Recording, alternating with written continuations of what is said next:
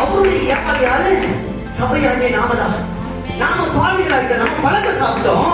இப்ப நம்ம வேதனையில இருக்கிறோம், துக்கத்துல இருக்கிறோம், பிரச்சனையில இருக்கிறோம், வியாதியில இருக்கிறோம், தரித்திரத்துல இருக்கிறோம், மரணத்துல இருக்கிறோம். இந்த வேதனையை பார்த்துட்டு அவர் நம்ம மேல வச்ச நேசத்தினால, அன்புனால, நீ இப்படி இருக்க, உன்னை நான் என்ன பண்ண போறேன்? நான் காப்பாத்த போறேன். அந்த ஆதாம் அந்த ஏவாள காப்பாத்த முடியல, தன் மனைவியை அவனால காப்பாத்த முடியல. ஆனா நான் இந்த ஆதாம் என் மனைவியாக உன்னை நான் காப்பாத்த வரேன்.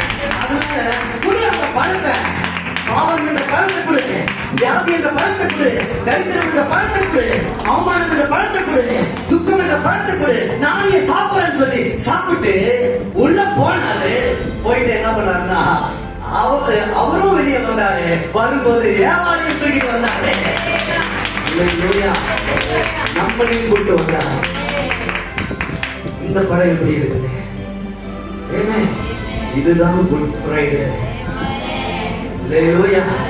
அந்த ஆதாம் அவருடைய மனைவியாகிய ஏவாளை காப்பாற்ற முடியல. ஆனா இந்த ஆதாம் இயேசு கிறிஸ்து, பிந்தின ஆதாம் இயேசு கிறிஸ்து, அவரும் என்ன பண்ணாரு? தன்னையும் மீட்டுக் கொண்டாரு. தன்னோடு கூட சேர்ந்த ஏவாளாகிய நம்மையும், மனவாட்டியாகிய நம்மையும் அவர் மீட்டுக் கொண்டாரு. Amen. Hallelujah. Praise the Lord. இது அவர் நம்ம மேல வைத்த அன்பு.